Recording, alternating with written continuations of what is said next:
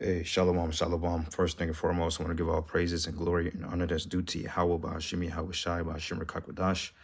Double honors to the apostles and elders, a great millstone. Blessings and salutations to the hopeful elect, noise in the gospel, broad, lifting up the standard. That be how Ba'ashim Yahweh Shai, wherever it may be. I'm going to just throw this up raw. Just real quick. This big controversy that we've been dealing with for quite some time, battling these Christians on the Jews, Gentiles, Greeks. Every time you think of Greek or Grecian, you're thinking of so-called white people, all right, which clearly that's not the case. See, what they don't tell you is that this book here, known as the Apocrypha, okay, was directly part of the Holy Bible. Okay, this book was removed for several purposes because, for one thing, it exposed a lot of truth.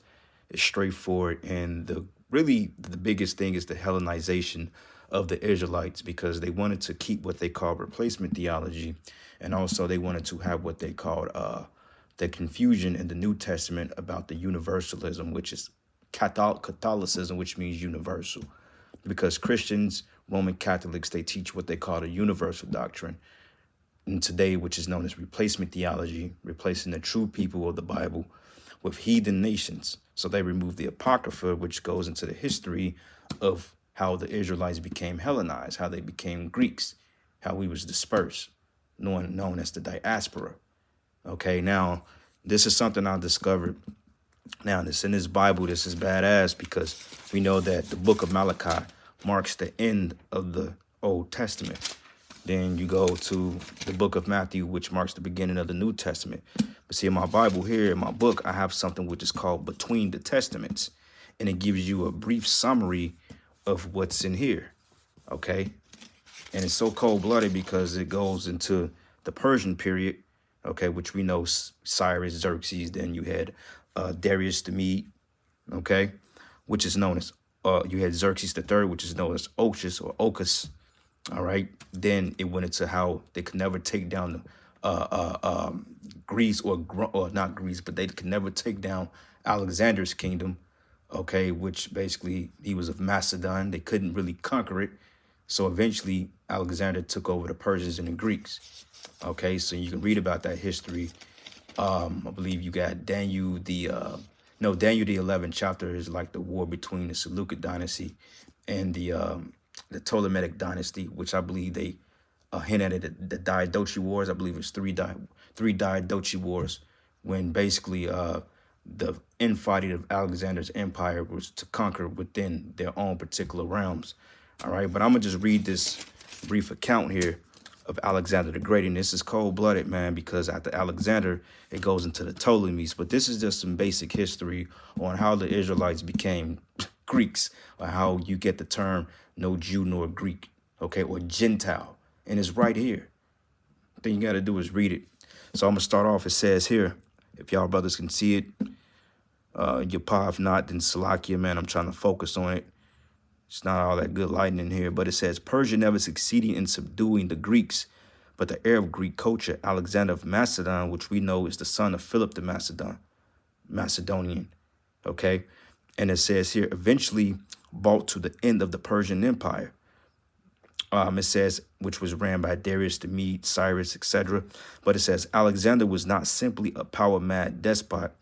It says a pupil of the philosopher Aristotle, which he was basically a philosopher. He was basically like one of those, you got Stoics, and then you have what they called not aristocrats. You have Stoics, and then you have, what's the other fucking term I'm looking for? Brother want to type it in the comment board to help me out. I always get it mixed up. You have Stoicism, then you have, damn, it's on the tip of my tongue. It'll come back to me. But basically, we would be considered more Stoics because Stoics are more conservative. They're more in tune with a belief system, and this is where they follow their lives, versus a person that's more into universalism, like so-called Democrats. They're into this whole so-called free way of thinking and doing as you please and please as you do and all this other stuff. Okay, so you had, damn, it's coming back to me, Stoics, and then you had the Epicureanism. Yeah, Epicureans and Stoics is basically what it was going into. But anyway, it says a pupil of the philosopher Aristotle. It says he was thoroughly convinced that Greek culture was the one force that could unify the world, hence New World Order, right? This is something Esau always tried to do. So listen up. It says he passed from Macedonia into Asia Minor and defeated the Persian army stationed there. It says then he moved southward through Syria and Palestine to Egypt. Tyre and Gaza, which were Hamitic nations at the time, each offered stubborn resistance, but delays did not discourage Alexander. They simply strengthened his determination to win. It says there was no need for a campaign against the Jews, and legend makes Alexander a friend of the Jews, which they go off with that, it's Israelites. It says Jedor, the high priest, is said to have come out to meet Alexander, telling him of Daniel's prophecy that the Greek army would be victorious, and that is in actual the book of Daniel, the 8th chapter. Okay, goes into the he-goat, how he went to conquer. But, Esau, he's not a real believer in biblical authenticity. Though he digs up the history, he has the funding to do so. He understands certain things took place, but the spiritual aspect he doesn't get. This is the reason why he can't get the breakdowns. But it says, although historians do not take the story seriously, it does illustrate the friendly feelings between the Jews and the Macedonian conqueror, right? Because technically, he never done anything to the Israelites or nothing on a high level to really afflict Israel. Because remember that Onias, the high priest, okay, when he came into the temple, Alexander literally used to bow down to the high priest because they understood it. And he was kind of fascinated with Israelite culture. And if I'm not mistaken, I believe he was of the stock of Amalek, if I'm not mistaken. I have to go back and look it up. But if I'm not mistaken, I believe he was. But don't quote me on that. But it says, illustrated the friendly feelings between the Jews and the Macedonian conqueror. It says Alexander permitted the Jews to observe their laws, granted them exemption from tribute during sabbatical years. Okay. And when he built Alexandria in Egypt, it says he encouraged Jews to settle there and gave them privileges comparable to those of Greek subjects. So Jake was living good, man. Okay, just like here in the American culture, you got Jakes that make it in this society. You got Jakes that start businesses. That's why a lot of Jakes, man, they don't care to come back to this knowledge and wisdom and understanding of their true culture because they're living it up in Babylon, man. You think Michael Jordan's going to come into the fact that he's a Hebrew Israelite? You think he's going to give up his billions of dollars and his endorsements with Nike and his own brand to come and serve the Lord? Hell no. Same thing with this guy, Ye. And this nigga, Kyrie Irving, he's straddling in the fence because these are the same Israelites coming back all over again. Everything falls back in his respective lot. Okay, so it says Alexander was welcomed to Egypt as a deliverer from Persian oppression. And hey, a lot of them Jakes, man, during the Hellenization period, hey, they live better than a lot of them Greeks, man. Like you got a lot of Jakes that's doing a lot of better, well off than Edomites, man. You got Edomites that's homeless on the street, getting ready to get evicted, but Jakes are getting promotions. They're getting promoted to vice presidents of the jobs, assistant managers, department heads, head truck drivers, doing pretty good. Man, Esau, he's taking an L of that. And the same thing was going on back then. Okay, like you had sportsmanships, you had arenas, you had theaters. Okay, you had like particular, I wouldn't say picture shows, but they had their own form of particular shows and circuses and so forth like that. And a lot of the athletes and the reindeer games, a lot of those was Jakes in those gladiator arenas, man. A lot of them were Israelites. And it says Alexander was welcomed to Egypt as a deliverer from the Persian oppression, and his victorious armies retraced their steps through Palestine and Syria and moved eastward. It says the cities of Babylonia and Persia fell to Alexander, and he pressed on as far as Punjab, the region of India, where you get Elam.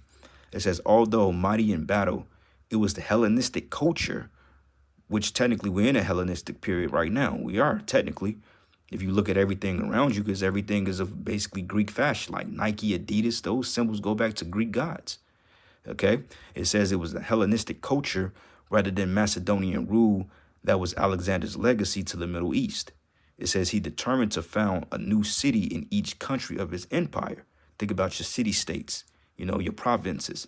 And it says which he would serve as a model for the reordering of life of the country as a whole along Greek lines.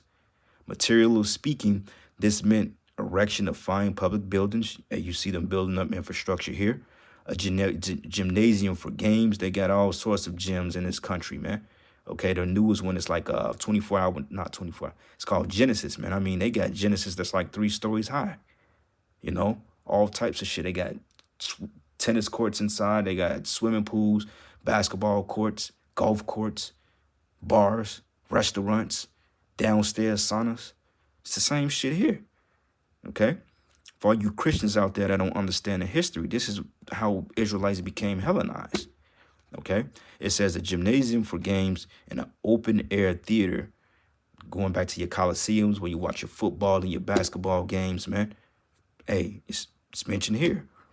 And whatever will approximate the life of a Greek city-state.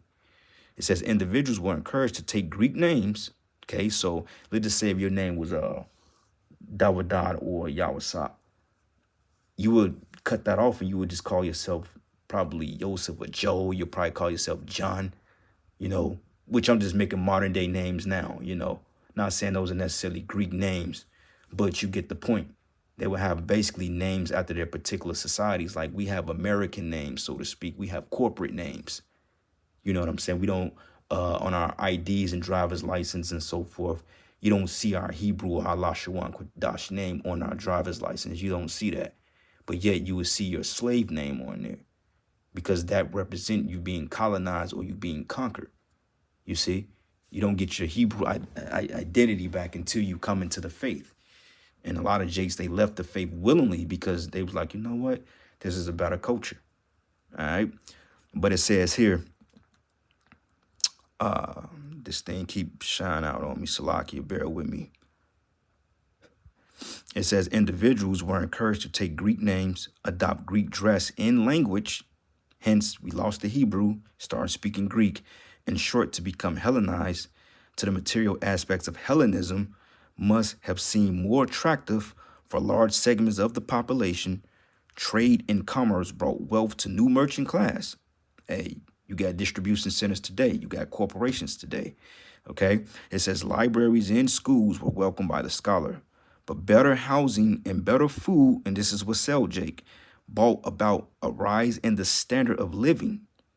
Many in Israel, as elsewhere, were glad to accept this veneer of Greek culture, meaning that they willingly did it. Okay? Jake is wicked, man. That's why the Most High told us not to learn the way of the heathen.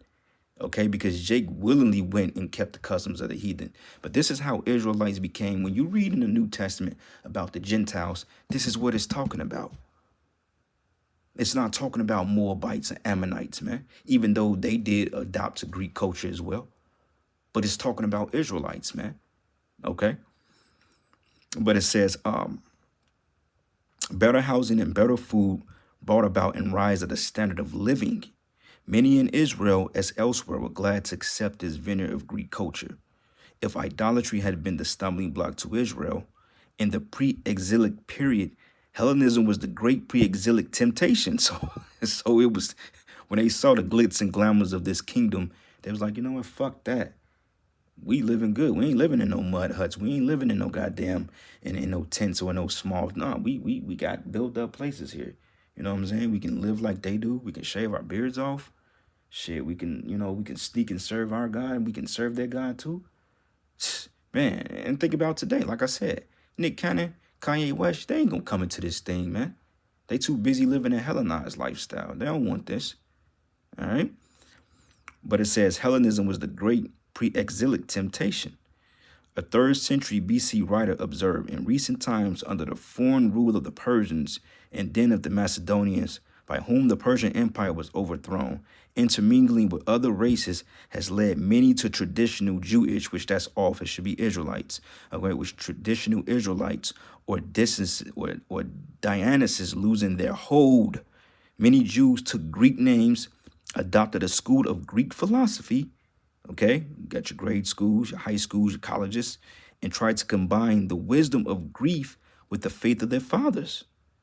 Others resisted Hellenism and became more engrossed in the study of their law. That's why when you get the whole Maccabean revolt, because, hey, we stayed true to our roots, man.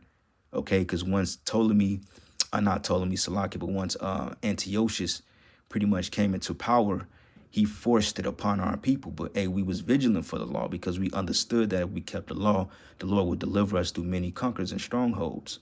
We understood that. Okay. But it says many Jews took Greek names, adopted a school of Greek philosophy, and tried to combine the wisdom of Greece with the faith of their fathers.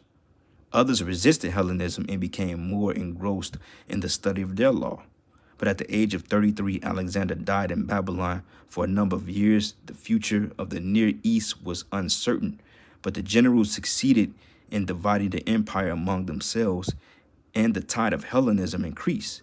But while the Ptolemies of Egypt and the Seleucids of Syria fought among themselves, okay, hence the Diadochi Wars, I believe, it says for land and power, they were in complete agreement in concerning their social and cultural mission. The historian W.W. Turner says that Alexander so changed the world that nothing after him could be as before. Okay, so this is just a little brief history, man. I just found that interesting, but that's a cut. I mean, that right there, you can't get around that. This is fire. This is ammunition right here, man. It's called Between the Testaments, man. Right in the Holy Bible, and they pretty much tell you that the Jews of the New Testament is clearly talking about Israelites, man. Okay, when the scriptures go into no Jew nor Greek, that's talking about the Israelites, because it go down in the same verse. It's talking about how we worship the same power, how we came back into the law, statutes, and commandments, because we were all Hellenized before we even got this wisdom and knowledge and understanding back. Okay, one precept here. This is the book of James 1:1. It says, greeting to the 12 tribes, James, a servant of Yahweh and of the Lord Yahweh Shai HaMashiach, to the 12 tribes which are scattered abroad, greeting. Okay, and that's the point, man. Okay, so anyway, I'm gonna end it there, giving all praises and glory and honor that's due to Yahweh Bashim Yahweh Shai Bashim Rakakwadash. And with that, Shalom, well, Shabbat Shalom, and Abba Shalom.